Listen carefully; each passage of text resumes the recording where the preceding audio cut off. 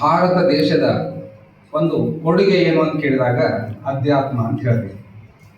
ಆದರೆ ಅಧ್ಯಾತ್ಮದಿಂದ ನಮ್ಮ ಸಂಪತ್ತು ಏನಾದರೂ ಸಿಗತ್ತಾ, ನಮಗೇನು ಹೊಟ್ಟೆ ತುಂಬತ್ತಾ ಅಂತೆಲ್ಲ ಪ್ರಶ್ನೆಗಳು ಮಾಡ್ತಾರೆ. ಆದರೆ ಚಾಣಕ್ಯ ಅನ್ನುವಂಥ ಒಬ್ಬ ಶ್ರೇಷ್ಠ ಬಹಳ ಅದ್ಭುತವಾದಂಥ ಮೇಧಾವಿ ಒಂದು ಅದ್ಭುತವಾದ ಮಾತನ್ನು ಹೇಳ್ತಾರೆ. ಸುಖಸ್ಯ ಮೂಲಂ ಧರ್ಮ. ಸುಖದ ಮೂಲ ಎಲ್ಲಿದೆ? ಧರ್ಮದಲ್ಲಿದೆ.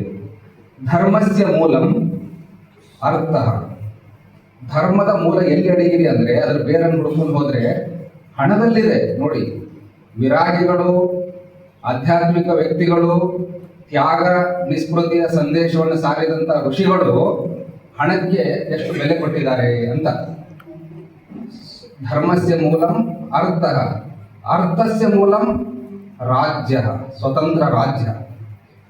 ಹಣ, ಪ್ರಾಸ್ಪರಿಟಿ, ವೆಲ್ತ್ ಅಕ್ಯುಮಿಲೇಷನ್ ಅದು ಹೇಗಾಗತ್ತೆ ಅಂದರೆ ನಮ್ಮದೇ ಆದಂಥ ಗವರ್ನೆನ್ಸ್, ಇಂಡಿಪೆಂಡೆಂಟ್ ಸಾವರ್ನ್ ಕಂಟ್ರಿ ನಮ್ಮನ್ನು ವಿದೇಶಿಯರು ಆಳ್ತಾ ಇದ್ದಾಗ ಇಲ್ಲಿಯ ಸಂಪತ್ತನ್ನು ಇಲ್ಲಿ ಆಳ್ವಿಕೆ ಮಾಡಿ ಇಲ್ಲಿ ಬಿಸ್ನೆಸ್ ಅನ್ನು ಮಾಡಿ ಎತ್ಕೊಂಡು ಹೋಗಿ ವಿಕ್ಟೋರಿಯಾ ರಾಣಿಯ ಪಾಲಕ್ಕೆ ಹಿಡಿದಿದ್ರು.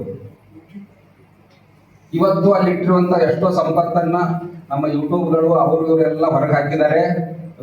ಬಹಳ ಇತಿಹಾಸ ತಜ್ಞರೆಲ್ಲ ಬಹಳ ಸಂಶೋಧನೆ ಮಾಡಿ ಎಷ್ಟೋ ಟ್ರಿಲಿಯನ್, 43,000 ಟ್ರಿಲಿಯನ್ ಡಾಲರ್, ಅವ್ರು ಇನ್ನೂ ಅವಾಗಿನ ಕಾಲದ 43,000 ಟ್ರಿಲಿಯನ್ ಡಾಲರ್ನ ಅಲ್ಲಿ ಒಯ್ದು ಇಟ್ಕೊಂಡದನ್ನ ಇವತ್ತು ಹಿಂದಿರಿಸಬೇಕಾದ್ರೆ ಇಡೀ ಇಂಗ್ಲೆಂಡನ್ನು ಮಾರಿದ್ರು ಕೂಡ ತೀರ್ಸಕ್ಕಾಗಲ್ಲ.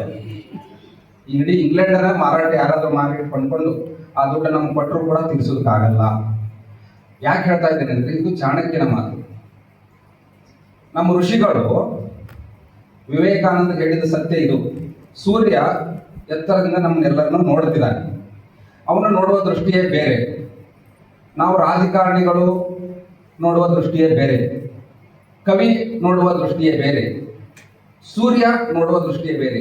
ಋಷಿ, ದ್ರಷ್ಟಾರ, ಜ್ಞಾನಿ, ತತ್ವಜ್ಞಾನಿ ಇದೇ ಮನುಷ್ಯರನ್ನ, ಈ ಪ್ರಪಂಚವನ್ನ, ಈ ಜಗತ್ತನ್ನು ನೋಡುವ ದೃಷ್ಟಿಯೇ ಬೇರೆ. ನಾವು ಸೀಮಿತ ದೃಷ್ಟಿಕೋನದಿಂದ ಜಗತ್ತನ್ನು ನೋಡಿದಾಗ ಬಹಳ ಗುಂಪು ಗುಂಪಾಗಿ ಸಣ್ಣದಾಗಿ ಕಾಣುತ್ತೆ. ಈ ನಾನು ಹಾಲಲ್ಲಿ ನಿಂತ್ಕೊಂಡಿದ್ದೇನೆ, ನನಗೆ ಈ ಗೋಡೆ ಆಚೆ ಜಗತ್ತೇ ಕಾಣೋದಿಲ್ಲ. ನಾನೇನಾದರೂ ಹೊರಗಡೆ ಈ ಬಿಲ್ಡಿಂಗಿನ ಮೇಲಿನಿಂದ ನಿಂತು ನೋಡಿದರೆ ನನಗೆ ಅರ್ಧ ಶಿವನಗರ ಕಾಣುತ್ತೆ. ಇನ್ನೂ ಎತ್ತರಕ್ಕೆ ಏನಾದರೂ ಹೋಗಿ ನಿಂತು ನೋಡೋದಾದ್ರೆ ಬೀದರ್ ಪೂರ್ತಿ ಕಾಣುತ್ತೆ.